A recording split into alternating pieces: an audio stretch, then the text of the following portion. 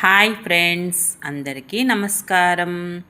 ఈరోజు మనము జరాసంధుడి గురించి తెలుసుకుందాం.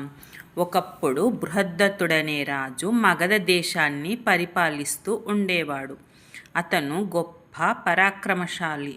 3 అక్షౌణియుల బలముతో శత్రువులందరినీ జయించాడు.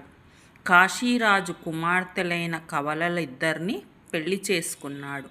ఎంతకాలం గడిచినా అతనికి సంతానం కలగలేదు. దేవతలను పూజించాడు, బ్రాహ్మణులను ఆరాధించాడు, మునులను అర్చించాడు.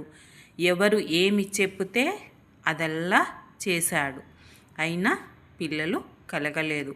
పిల్లలు లేక సిరి రాజ్యవైభవాలన్నీ వ్యర్థమవుతాయని బృహద్దత్తుడు భార్యలిద్దరినీ వెంట పెట్టుకొని తపోవనానికి బయలుదేరాడు.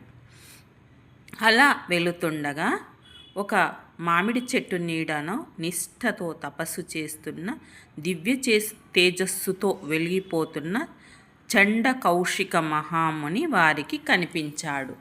ఆ మునిని నిరంతర నియమాలతో మహారాజు అతనిని సేవించాడు.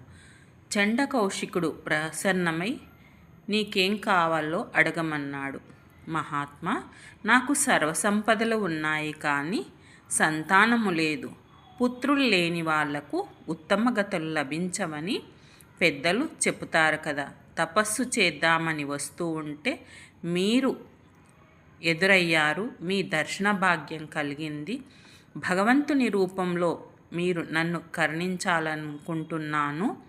నాకు పుత్రులు కలిగేలా వరము ప్రసాదించండి అని వేడుకున్నాడు బృహద్దత్తుడు. ఆ ముని అతనిని కరకరించి ధ్యానంలో నిమగ్నమయ్యాడు. కొంతసేపటికి ఒక మామిడి పండు చెట్టు నుండి రాలి కింద పడింది.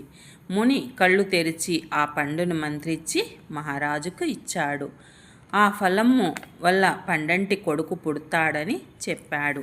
బృహద్దత్తుడు మహదానందంతో ఆ ఫలమును తీసుకొని కళ్ళకద్దుకుని రాజధానికి తిరిగి వచ్చారు. ఆ పండును 2గా చీల్చి భార్యలిద్దరికీ ఇచ్చాడు. వాటిని తిని భార్యలు గర్భవతులయ్యారు. వాళ్లకు ఒక అర్ధరాత్రి వేళ ఒక కన్ను, ఒక చెయ్యి, ఒక చెవి, ఒక కాలు ఉన్న శరీర ఖండాలుగా పుట్టారు. అంటే శరీరం మధ్యలకి చీల్చబడి ఒక భాగం ఒకరికి, ఒక భాగం ఒకరికి పుట్టడం జరిగింది. అది చూసి రాణులిద్దరూ భయపడారు. ఆ మనుష్య ఖండాలను మహారాజుకి ఎలా చూపించడమా అని సిగ్గుపడి దాదులను పిలిచి ఆ రెండిటిని అవతల పారేయమని చెప్పారు. దాదులు వాటిని తీసుకెళ్ళి దూరంగా ఆ కోటకి పక్కన అడవి ఒక తోట ఉంటే అందులో పడేయడం జరుగుతుంది. ఆ ప్రదేశంలో జర అనే రాక్షసి ఉండేది అన్నమాట.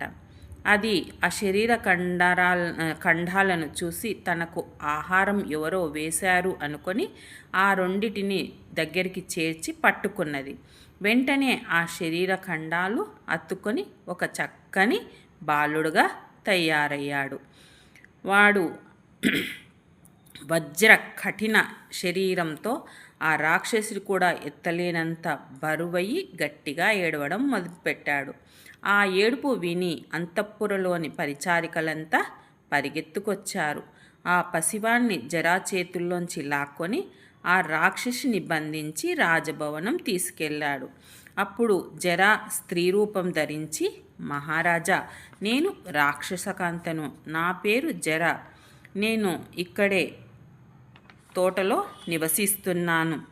ఎవరో నాకు ఈ శరీరాన్ని పారవేశారు. నేను ఆ 2 చేతుల్లో తీసుకునే వరకు అవి కలిసి ప్రాణం పోసుకున్నాయి. ఈ బాలుడు తయారయ్యాడు. ఇది మీకే ఇద్దాము అని ఆలోచిస్తున్నాను అని ఆ బాలుణ్ణి వాళ్లకు అప్పచెప్పడం జరిగింది. అప్పుడు ఆ రాజు జరిగిందంతా చెప్తాడు. నాకు ఒక ముని వల్ల ప్రసాదించబడ్డాడు ఈ బాబు అని చెప్తాడు. చెప్తే నీవు మాకు ఒక దేవతతో సమానము, నీవు రాక్షస స్త్రీవి కావు అని ఆ బాబుకు జరాసంధుడు అని పేరు పెట్టి ఆమెను ఎంతో భక్తితో పూజిస్తారు. అలా జరాసంధుడు అల్లారు ముద్దుగా పెరిగాడు. ఒకసారి ఆ పిల్లవాడిని చూడడానికి చండకౌశికుడు అనే ముని వస్తాడు.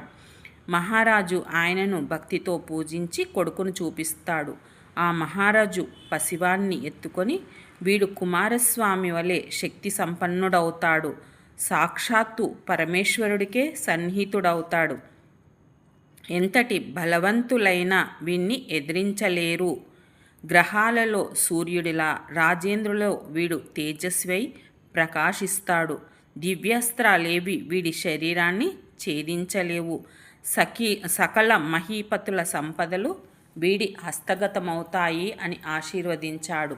తర్వాత కుమారుడు పెద్దగయ్యాక అతన్ని రాజ్యాభిషిక్తుణ్ణి చేసి బృహద్దతుడు తపోవనానికి వెళ్ళాడు. ధర్మరాజా, విన్నావా? జరాసంధుడు అలా ఆ మునీంద్రుని ప్రభావం వల్ల అనంత శక్తి సంపన్నుడై బలగర్వితుడయ్యాడు.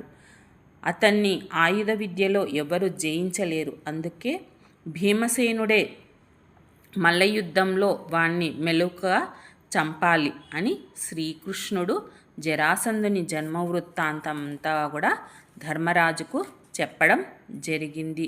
Okay friends, thank you.